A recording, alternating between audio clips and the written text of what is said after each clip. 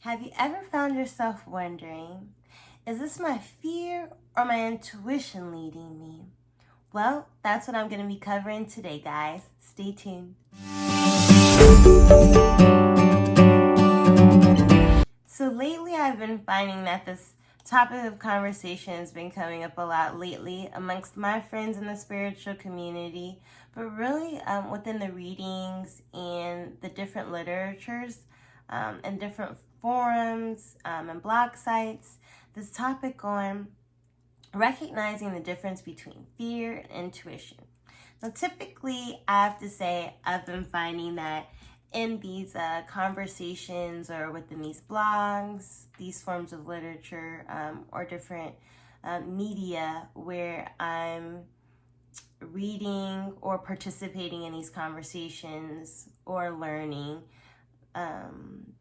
there's a lot of varying information, right?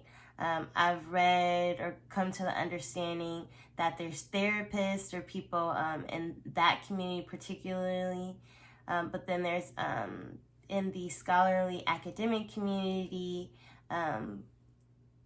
consciousness understandings and recognition of languages and impulses, physiology and all of that, where there's varying answers or degrees, concepts, and opinions. So I just want to start off my video just by saying, again, all of the information that I'm sharing is from a spiritual, conceptual understanding that I have with me and my mission being to be a leader to spread divine knowledge, divine understanding.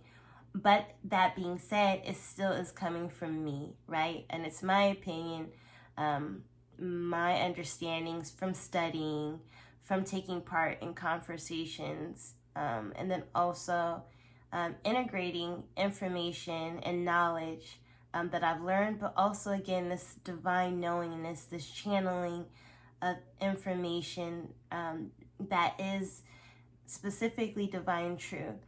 So, but you should still take everything I say, but research it for yourself and really sit with it, go within and reflect to find out if it truly resonates with you.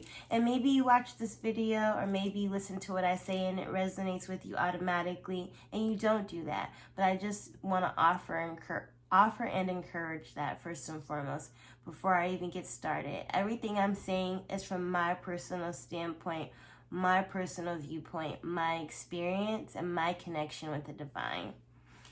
So with that being said, I'll get started. So this concept in terms of recognizing the difference between whether your fear and your intuition leading you has a very shared foundational basis in terms of resonancy within the chakras, impact within the chakras, and all of that. But it has to be stated that your relationship with your fears and your intuition is relative on the basis of your level of consciousness, your specific soul frequency, your specific soul DNA, right? And the way you engage with energy, the way you run energy, the way you understand it, the way you navigate it. And so there is no specific, clear, black and white answer to any of this. There's no black and white to the 100% recognition of fear and intuition or vice versa in terms of, again, this black and white specific way of interpretation. Because it shows up so differently in such vast, various ways in terms of energetic expression or in forms of energy, right? So I just want to also put that out there. So what I'm going to be going over today is more of a basic foundation or general conceptual understanding. So I just want to put that out there. But I still think that it's very useful for you to have this general understanding. And again, I want you to sit with if it resonates with you. And if it doesn't, go within, do your own research, read, talk to other people, such as myself. I'm a life coach and an energy healer, amongst other things. and also a shaman and these other things, and a teacher, a healer, and my goal, my point and purpose is to be a light worker. I am divine light. I work solely for the light. I work solely for the purposes of divine truth. And so you should know that because your relationship with your intuition and your fear is associated or relative directly to your level of consciousness, your own understanding of yourself, and having gone within, and the level of work around your healing, the level of healing and work you've done in terms of healing, all play so much into fear versus intuition. So let's cover the bases. First and foremost, if you're looking to recognize and understand, actually, let me backtrack. So what I've been finding in these communities, and also the forums, the blogs, the literature, and from talking to counselors, therapists, academics, and professionals, in industries that work in terms of unpacking the conscious and unconscious mind, and really helping people navigate feelings, emotions, and really moving through knowing self and relationships with others in relationship to self. Well, I will hope in relationship to self.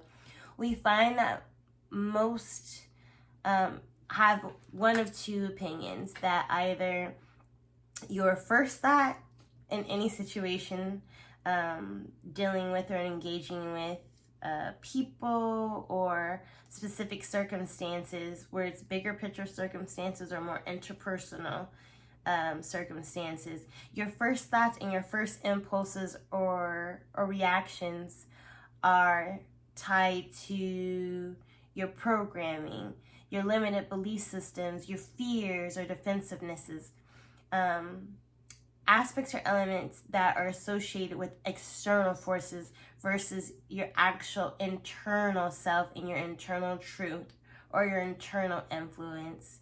And then your second thought that follows up to that first thought or that first impulse is the truth, right? Like your actual internal truth, which you really want to go towards, that isn't associated with limited programming, limited beliefs, fears or defenses, or traumas and things like that, right?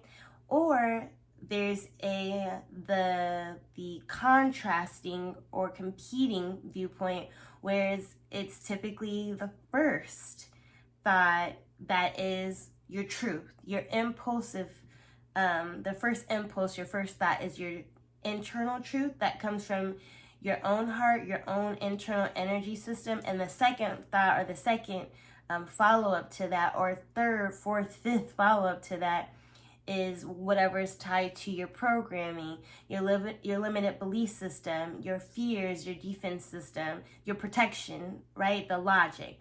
And then any other thought that follows up is the same, right? And so I wanted to just clarify or really share from my perspective. So first and foremost, if we go by the laws, the universal laws, right? It talks about the fact that like everything can be right and wrong, right? In fact, everything is right and wrong. The law of polarity, right? And the law of duality. But really the law of polarity, that does say indeed that everything is right and wrong, right? Everything is black and white, like everything's a spectrum. And so where something can be right, it can also be wrong, but that doesn't negate. In fact, they validate each other. That being the case, let's talk about this. So the competing, contrasting viewpoints, being that the first thought is actually the triggering and the thought or impulse that's tied to your programming, limited beliefs, external forces, or external influences that influence the way you interact and engage with the world. And then like the follow-up thoughts is your truth. That's your internal forces, your internal influence comes from the heart and from your own energy system. That could be true. That could totally be true.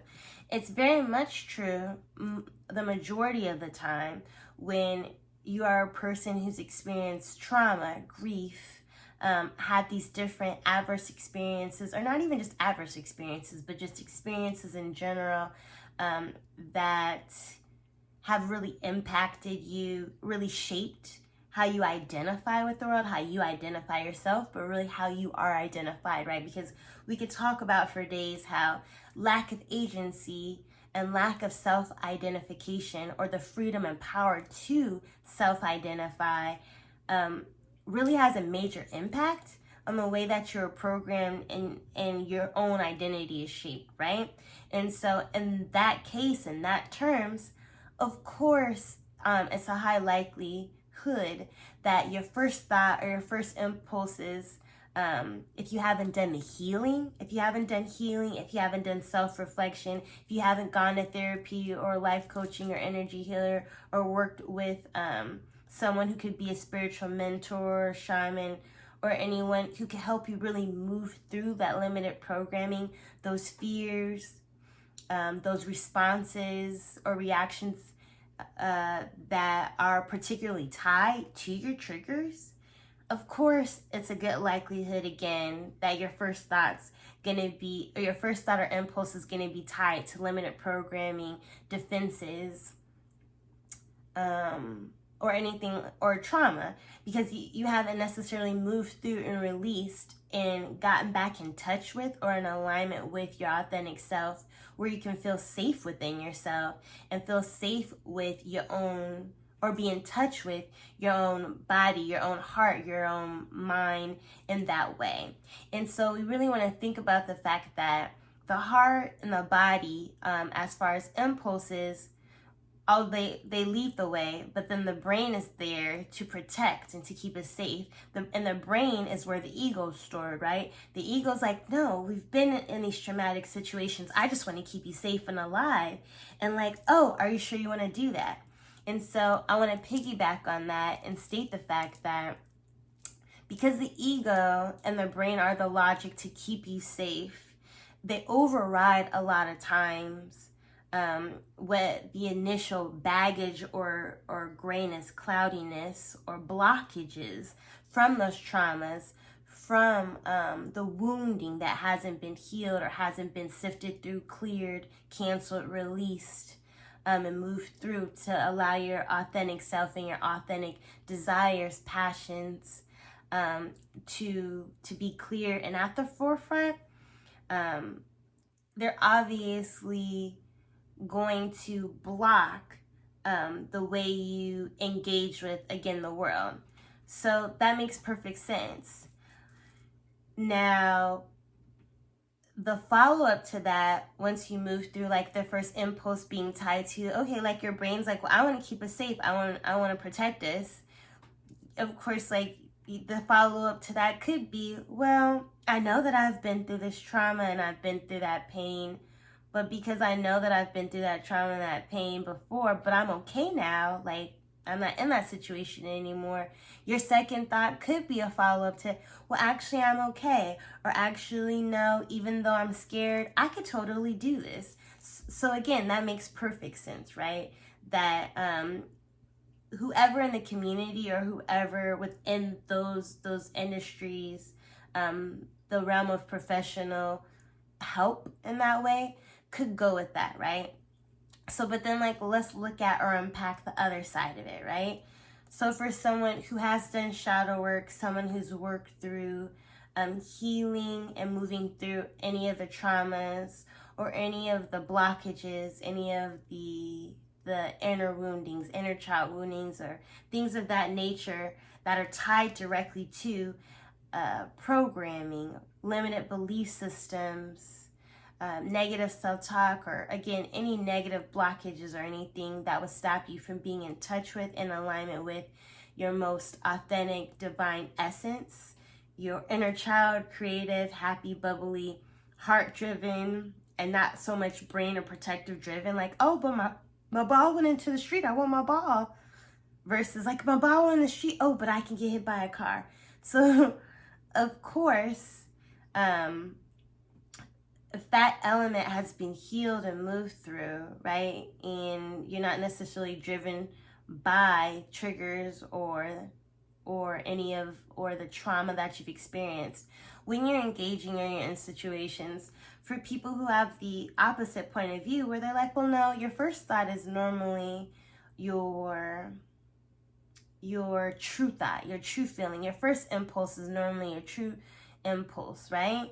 And then the follow-up is usually the one tied to the limited programming, limited belief systems or programming or defenses or fears or anything like that. That could be a very valid statement too, right?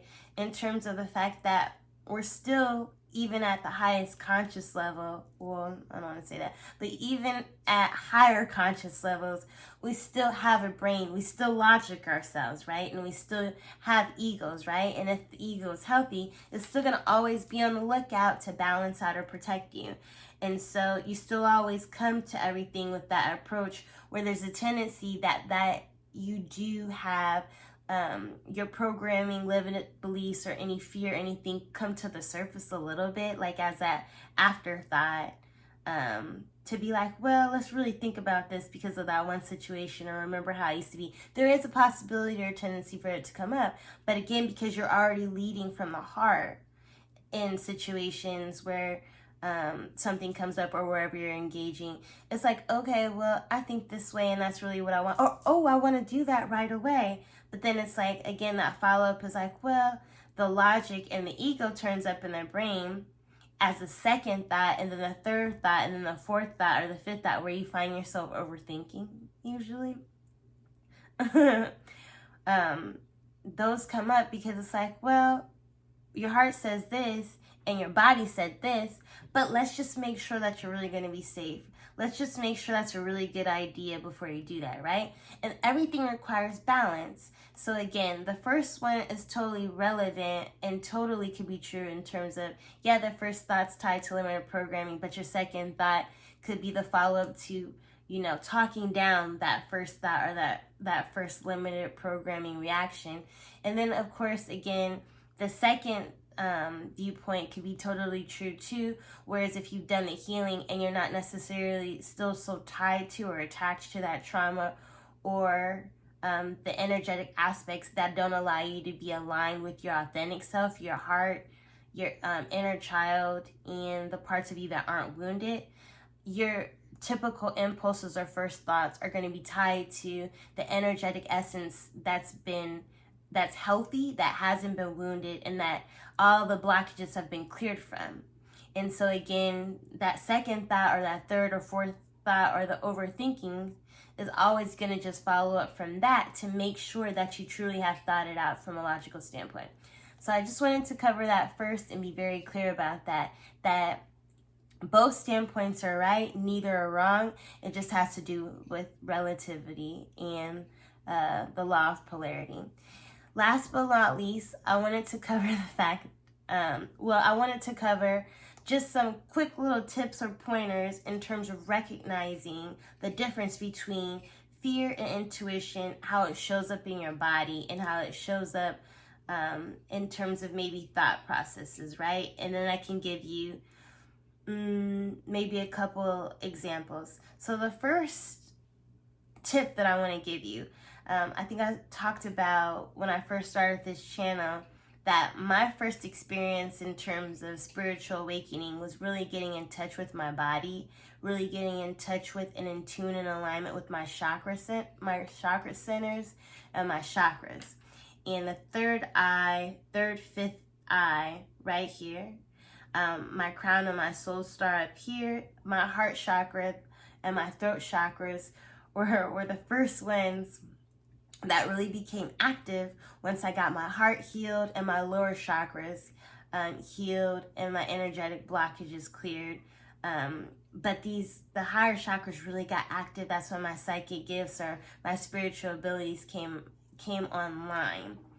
But it was, again, really focusing on chakra energy allowed me to understand my body, but allowed me to really tap into understanding how my intuition and fear showed up, because feared intuition is tied to either the upper or the lower chakras. Intuition tied to your higher chakras, right? So we want to say the heart and up, but even starting at the solar plexus, which is at the rib, like in the center where the ribs are, the diaphragm, moving all the way up to the higher chakras. So your solar, and that's where your solar plexus chakra is located. Now your solar plexus chakra, as most people are familiar with, we call it the gut feeling. You feel intuition and fear in your solar plexus as a gut feeling. So what you can think about, or I want you to think about or visualize in terms of recognizing the difference, is that when it's intuition based, you're typically going to feel it, of course, like I said, the gut feeling in your solar plexus chakra, but you're also going to feel it in your heart chakra, because the heart chakra is the leader. It's the portal of all the chakras, the portal of your full energetic body and essence, your God consciousness, your universal consciousness, right? It's the center driver. So you're going to usually always feel it in your heart and your solar plexus. So you'll feel that gut feeling, but you'll also get kind of a flutter or like a warmth or a pulsating or some type of sensation usually in your chest. Some people describe it as like, like an expansion or a flutter, but it's usually like a flutter or a butterfly, like, oh. A lot of times you'll also feel like a fluttering in your solar plexus instead of like a stab or like a pulsating, which is tied to like fear. So the pulsation or like a stab or like a drop, maybe of your heart dropping into your stomach, into your solar plexus, that's typically the feeling of your fears. And that's going to be tied to programming, but it could just not even be programming. It could just be simply fear, right? And that your body's recognizing this is something that makes me feel unsafe or not comfortable with. And so I have to be on alert. And so your body physically and physiologically is now on alert. And that turns on the higher chakras, right? The crown chakra and the brain.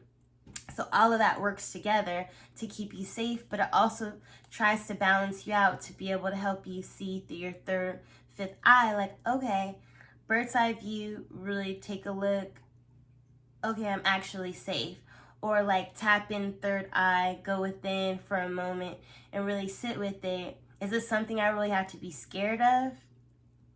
So again, they all work together. So the way you feel the fear is if it's a stabbing pain or like that pit that you get in your stomach, or a drop from the heart into the stomach. If it's intuition, it's like a flutter in the heart and a flutter in the belly. Sometimes it's like a warmth in the belly too.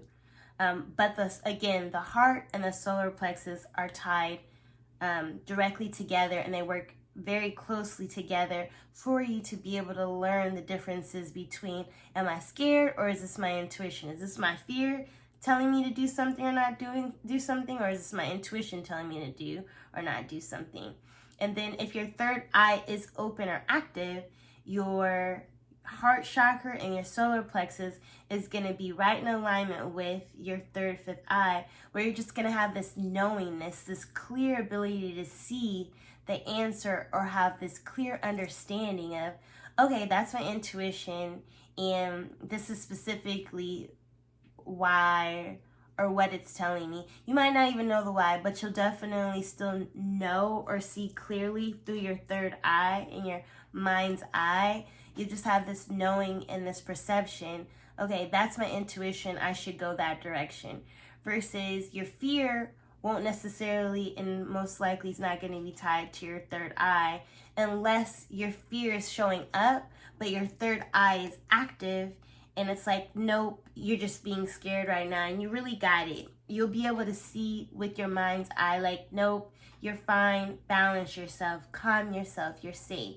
And then you have the ability to tell the brain that's not necessarily tied to your chakra in that way, no, I'm fine. You can calm your chakras down. So I wanted to share that with you in terms of understanding how to feel and recognize the sensations of recognizing the difference between fear and intuition. And last but not least, I want to give you an example conceptually in terms of what I shared with someone the other day as far as the overarching goal in terms of fully awakening, fully ascending, fully moving into alignment is recognizing your universal consciousness, your God consciousness power, and the fact that we are not separate, that we are one, and that the veil is actually thin, and that once you have that understanding and you truly believe or choose to believe that you are one and that you are not separate from your true powerful essence, in that transition, in that choice, in that shift in your consciousness, you then reflect that shift in your outward world. And so having that shift then shifts the way the outward world engages with you. And that's when you move into that space that I mentioned before about having done the healing and understanding that because the veil is thin and that you're actually one with your God consciousness, you'll start realizing that your first instinct and your first thought really can be and should be the intuition. It should be from the place of this is what you know and feel, and that you're safe to trust yourself. You're safe to trust your body. You're safe to trust your heart. You're safe to trust your third, fifth eye. Safe to trust your mind, because you know that anything that you do doesn't have to be from a standpoint of fear, limited programming, limited beliefs, because you are capable and powerful of being and doing all you want to be. And that you're also capable and powerful, so that if you don't get it right the first time, or if you quote unquote make mistakes or take a different path than the straight and narrow path, you're always safe, you're always okay, and you're always going to get it right. You can still always go higher. You're never meant to or held back from going higher just because you make a different choice at one point of your life than you would make at a different point. And remember, you have free will and you are co-creating your reality. So every time you choose to go higher, choose to have positive thoughts, choose to go against your limited programming or break through and move through your limited programming or limited beliefs, negative self-talk, or anything that is not of divine light and divine love, self-love, talking yourself up, it doesn't necessarily mean that, again, you're not fully awakening or that you're not going higher. You just have to choose to continue to do the work and to do the healing. So I thank you all for being here with me. I hope that these tips and this information has been helpful. I know the video ran a little long. But as always, I'm grateful for you being here with me. If you enjoy the information, please like, share, subscribe. And until next time, I'll see you back here soon. Take care.